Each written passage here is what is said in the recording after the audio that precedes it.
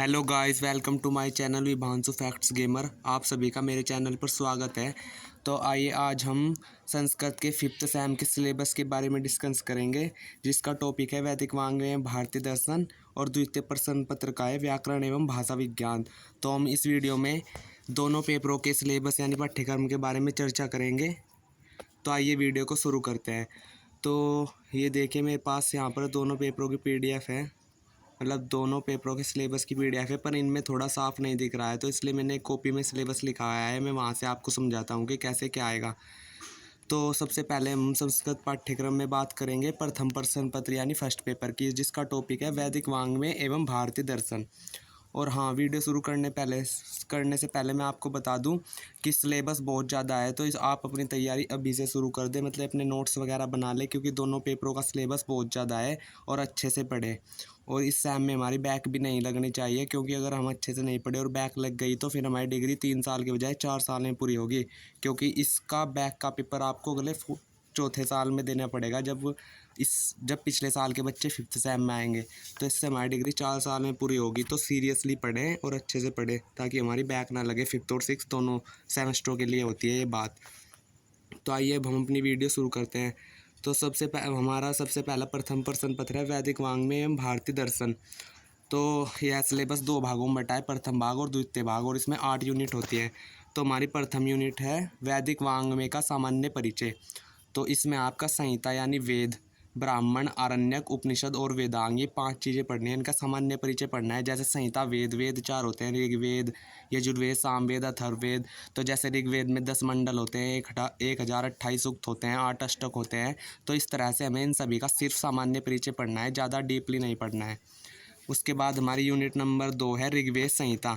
तो हमें ऋग्वेद संहिता के सूक्तों के बारे में पढ़ना है, जो कि इनमें मंत्र होते हैं। तो मंत्र यानी ये सारे टॉपिक हमें अच्छे से डीपली पढ़ने हैं। जैसे हमारा ऋग्वेद संहिता के सूक्त दिए गए हैं। जैसे ऋग्वेद 10 मंडल और 1028 सूक्त में बटा हुआ है। तो जैसे हमें उसका पढ़ना है पहले मंडल का पहला सूक्त, तो जिसका नाम है अग्नि सूक्त। इसी तरह है विष्णु सूक्त, पहले मंडल का 154वां सूक्त। फिर है पुरुष सूक्त, 10वें मंडल का 90वां सूक्त। उसके बाद हिरण्यगर्भ सूक्त, 10वें मंडल का 121वां सूक्त। उसके बाद वाक सूक्त, 10वें मंडल का 125वां सूक्त। और व्याख्या एवं देवता परिचय, यहाँ तक है हमारी सेकंड यूनिट। तो जैसे कि फर्स्ट है हमारा अग्नि सूक्त। तो हर सूक्त में एक विशिष्ट देवता, अर्थात हर सूक्त का एक देवता है, तो उसकी हमें व्याख्या एवं परिचय पढ़ना है। तो जैसा हमारा ऋग्वेद का प्रथम सूक्त है अग्नि सूक्त। तो अग्नि सूक्त में अग्नि देवता की स्तुति की गई है और सारे मंत्र उन्हीं को समर्पित है। तो हमें अग्नि देवता का परिचय एवं व्याख्या अलग से लिखना है अच्छे से। तो यह है व्याख्या एवं देवता परिचय। उसके बाद है हमारी यूनिट 3 यजुर्वेद संहिता। तो यजुर्वेद संहिता और अथर्ववेद संहिता, ये तीनों एक ही है, मतलब ये दोनों एक ही यूनिट है। तो यजुर्वेद संहिता है आपका यजुर्वेद का, इसमें पढ़ना है आपको शिव संकल्प सूत्र। फिर उसके बाद है अथर्ववेद संहिता, इसके भी आपको एक तो पृथ्वी सूक्त पढ़ना है, जो कि है 12वें मंडल का पहला सूक्त, पृथ्वी सूक्त, 12वें अध्याय का पहला सूक्त। और इसके 1 से 12 मंत्र, यानी शुरू के बस 12 मंत्र पढ़ने हैं। उसके बाद हमें पढ़ना है सामनस्य सूक्त, जो कि है 3रे अध्याय का 30वां सूक्त। इसके व्याख्या एवं संबंधित प्रश्न यानी मंत्र उनकी व्याख्या करनी है संदर्भ सहित ये। उसके बाद है हमारे 4th यूनिट ईशावास्योपनिषद, व्याख्या एवं समीक्षात्मक प्रश्न, यानी ईशावास्योपनिषद के बारे में पढ़ना है। तो जो हमारा ये ऊपर गया था ना अभी, कि हमें ऊपर संहिता, ब्राह्मण, आरण्यक, उपनिषद, तो उपनिषद में से बस एक के बारे में पढ़ना है, ईशावास्योपनिषद। और इसमें कुल 18 मंत्र है, बस 18 मंत्रों के समूह को ही ईशावास्योपनिषद कहते हैं। तो ये 18 के 18 आपको अच्छे से पढ़ने हैं। अब हमारा आता है द्वितीय भाग, जो कि है भारतीय दर्शन से संबंधित। तो द्वितीय भाग में आपको पढ़ना है भारतीय दर्शन का सामान्य परिचय, मतलब कि कितने आस्तिक दर्शन है, कितने नास्तिक, और भारतीय दर्शन की कैसे उत्पत्ति हुई, कैसे सब कुछ शुरू हुआ। इस तरह दर्शन का अर्थ समझना है, उनका महत्व समझना है। जैसे हमारे आस्तिक दर्शन है 6, सांख्य, योग, न्याय, वैशेषिक, मीमांसा एवं वेदांत। तो इन 6 के 6 दर्शनों के बारे में आपको पढ़ना है। फिर हमारे 3 है नास्तिक दर्शन, जो कि है चारवाक, जैन और बौद्ध। इनके सिर्फ परिचयात्मक प्रश्न पढ़ने हैं। यानी आप आस्तिक दर्शनों को तो थोड़ा डीपली पढ़ सकते हैं, लेकिन नास्तिक दर्शन तो सिर्फ परिचय के लिए पढ़ने हैं आपको, मतलब ज़्यादा डीपली नहीं जाना, सिर्फ पढ़ने हैं।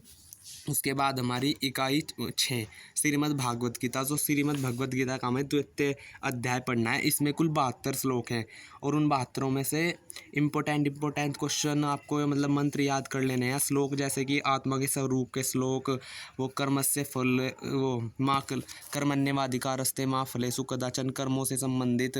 इस तरह ये आत्मा का स्वरूप है, कर्मों का सिद्धांत है द्वितीय अध्याय में ही।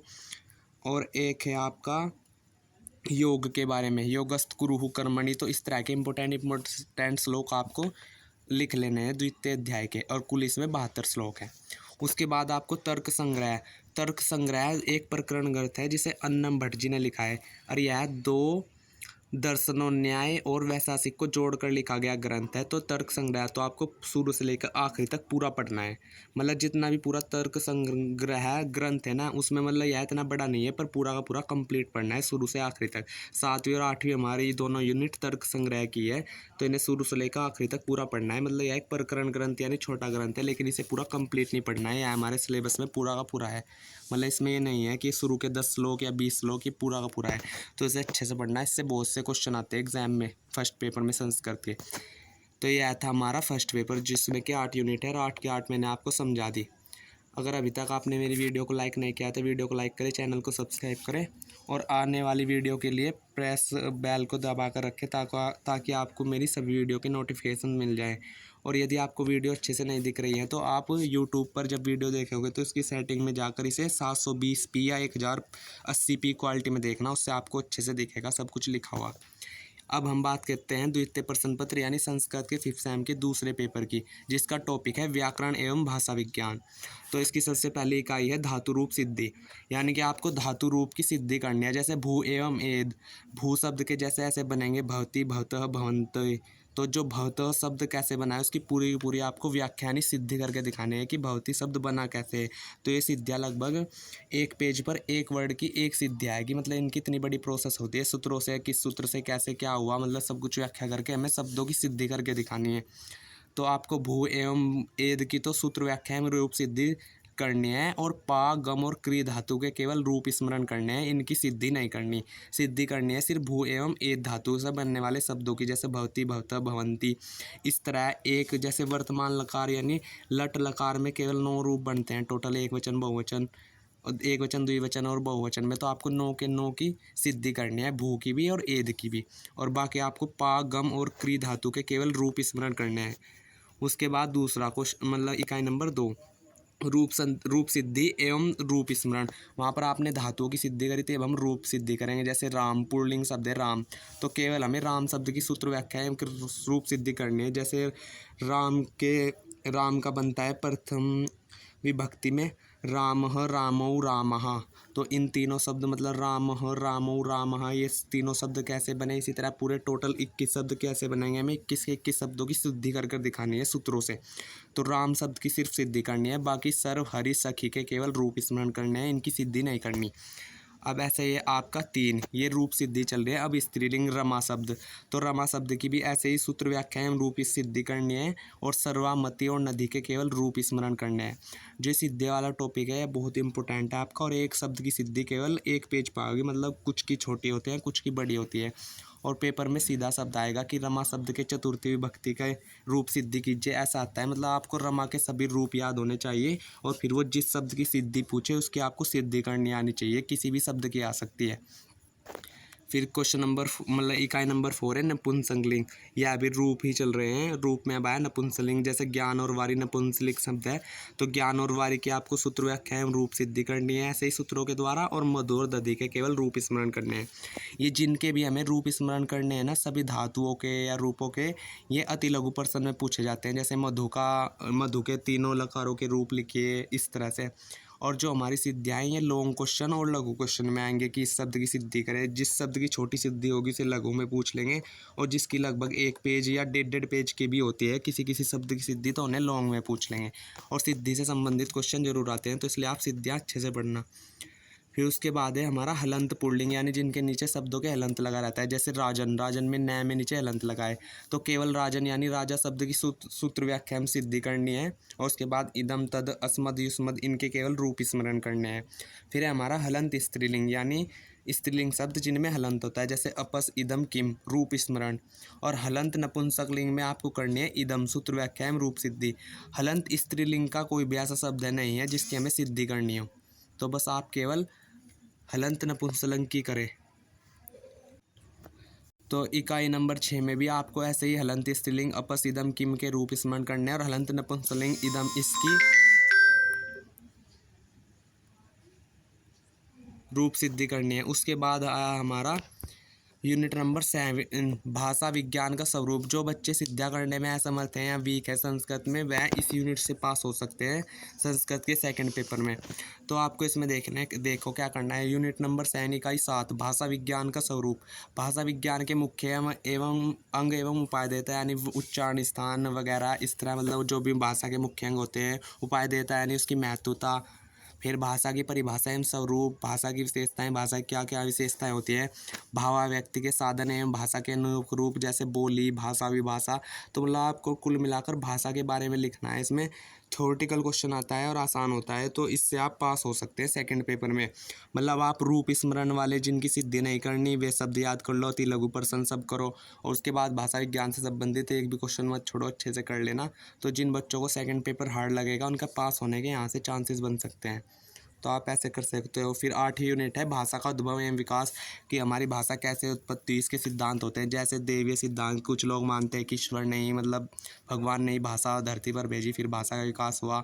इसी तरह कुछ जो मतलब पाश्चात्य यानी विदेशी वो थे वैज्ञानिक, उन्होंने कहा कि नहीं ऐसा नहीं है, मतलब अरस्तु, प्लेटो वगैरह इस तरह करके मतलब सिद्धांत पढ़ने हैं हमें कि भाषा का उद्भव एवं विकास कैसे हुआ। फिर भाषा परिवर्तन की दिशा एवं कारण, मतलब भाषा में परिवर्तन कैसे होता गया। जैसे हम कुछ शब्दों को कुछ बोल देते हैं, जैसे विश्वविद्यालय को हम आजकल विश्वविद्यालय कह देते हैं जल्दी जल्दी में, मतलब बीच का वह छूट गया। तो ऐसे मतलब कुछ ध्वनियों के कारण, कुछ नए नए शब्द आने के कारण इस तरह भाषा की दिशाओं में परिवर्तन हो जाता है और उसके कारण बताने हैं। इसी तरह आपको ध्वनि परिवर्तन की दिशाएं, मतलब शुद्ध उच्चारण से उस शब्द को छोड़ता, लेकिन हमने अपने आसान बोलने के सुख के कारण उसे बोल को छोड़ दिया, तो ऐसे उसके ध्वनि में परिवर्तन हो गया। तो ये ध्वनि परिवर्तन की दिशाएं और भाषा परिवर्तन की दिशाएं एवं कारण, ये 8 यूनिट इम्पोर्टेंट है इन दोनों में। 7वीं और 8वीं में 8वीं मोस्ट इम्पोर्टेंट है, मतलब तो 8वीं को आप और अच्छी तरीके से लिखना, इसी से प्रश्न आते हैं। तो यह था हमारे संस्कृत के दोनों पेपरों का सिलेबस 5th सेम के, जो कि मैंने आपको पूरा बता दिया है कैसे क्या करना है और कैसे पढ़ना है। तो अब आप अच्छे से पढ़िए और तैयारी कीजिए आप अपने पेपर की। तो धन्यवाद। और अगर आपको सिर्फ पीडीएफ से पढ़ना है तो मैंने पीडीएफ भी दी है, देख लेना। यहाँ पर ये सेम सिलेबस लिखा है, वो मैंने नोटबुक में हाथ से लिखा था और ये वेबसाइट पर अवेलेबल है, तो आप कहीं से भी सिलेबस लिख सकते हैं, मैंने आपको समझा दिया है। तो धन्यवाद, thanks for watching my video. और आपको जिस टॉपिक पर भी वीडियो बनानी है आप मुझे कमेंट में बता सकते हैं, मैं वीडियो बना दूंगा। धन्यवाद, थैंक्स फॉर वाचिंग वीडियो। मिलते हैं अगली वीडियो में। धन्यवाद।